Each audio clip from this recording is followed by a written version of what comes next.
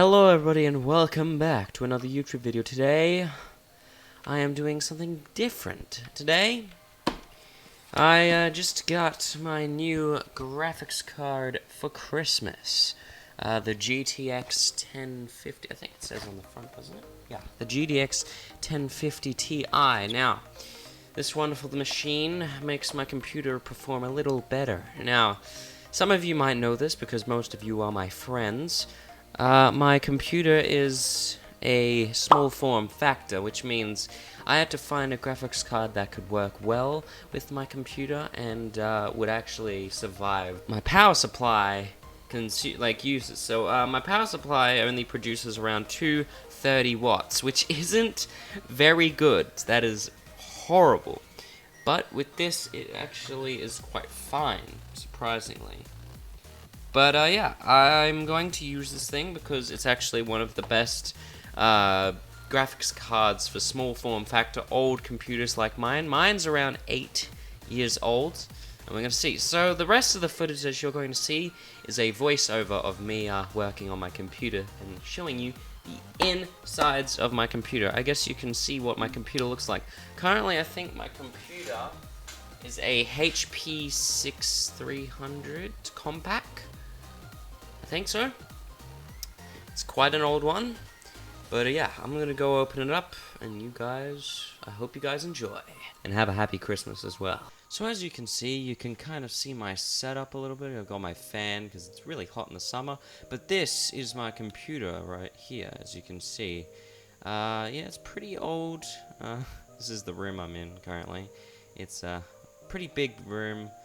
But yeah, I'm just gonna start shutting down the computer right now because it's a really bad idea to start changing things when your computer is turned on and plugged in. So that's what I'm gonna do, and I'm planning on unplugging my computer.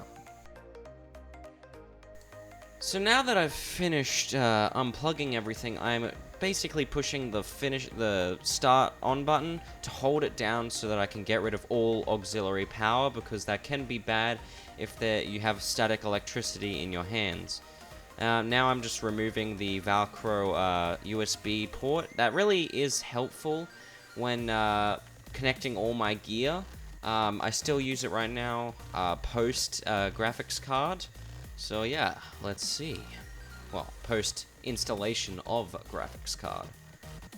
Now I'm just unscrewing the VGA port so that I can make sure that there are no connections left. Okay, so now I'm moving the computer over to my desk so I can open it up and start installing the graphics card. Now, little did I know, I actually needed to change some few things on the graphics card.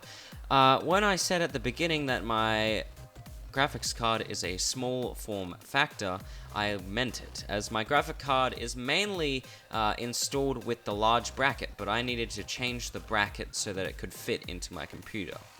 I already changed the bracket, as you can see, and now I'm installing it into the computer. A little time lapse so that you can see it in better progress. I also made sure that I had it well fitted, otherwise it probably could malfunction if it wasn't fitted properly. Just checking for a few things just to see if it is solid. And yeah. As you can see, the RAM in the bottom right is what I have there. It's 12 gigs of RAM, and each disk is around 4 gigs each. And that is my hard drive right there, and it's it uses up around 500 gigs. And in here is my SSD, which is my main storage device, which runs my computer booting. And it allows for my computer to run faster in booting. Yeah, this is my motherboard. Got all the cabling, pretty typical stuff for computers. If you guys aren't that much into computers, then yeah, that's fine. This is my old graphics card. It's what I was using for most of my videos that you see on this channel from this point. But now I'm changing it out for the new one, which is why I'm making this video. But yeah, now I've just started booting up the computer as I've plugged everything in and hoping that it worked.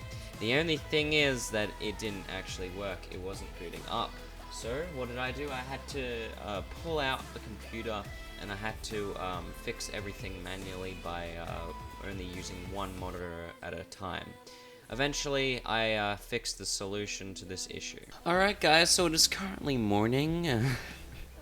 6:49 in the morning. I'm going to be going away at 8 o'clock, so yeah, I've only got like 2 hours of testing this GPU. I'm sorry, I'm just waking up.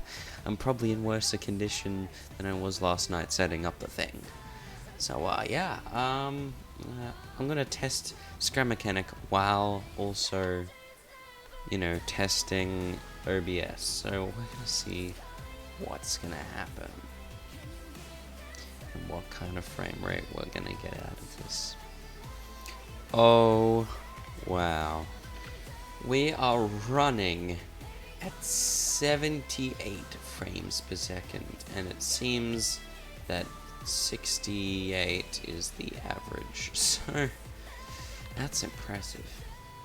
Alright, so let's open up the game. Yeah, because the title screen also has to be rendered as well. It's so that you can test the game before you get in.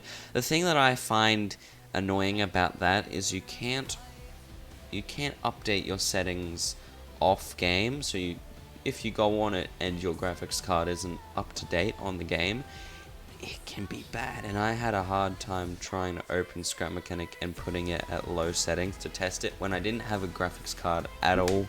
I had to run off integrated graphics, so that was fun. And then I got my quadra-core K620, which really helped because it could run Scrum Mechanic at full graphics, just a little bit peaky in the performance. I think around 30 frames per second was its maximum when it was at that level. But this is 70 frames per second while also being able to record. This is beautiful.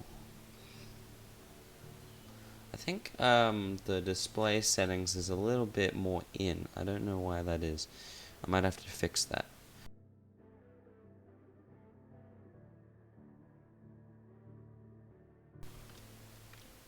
That is so much better.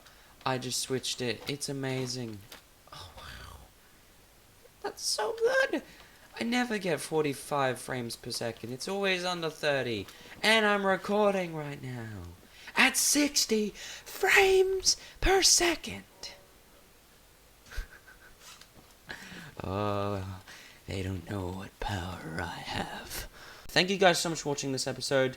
If you want to talk more about my computer, then please let me know. Also, please leave a like on this video so that it can help the channel. Also, I have a Discord server below and a Twitter, so go check out those in the links below.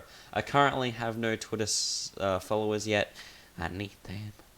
I need them now. But Twitter's very helpful because it tells you when I am up. It keeps you up to date as well if you can't subscribe for some reason. But yeah, anyway, this is Davidius, out.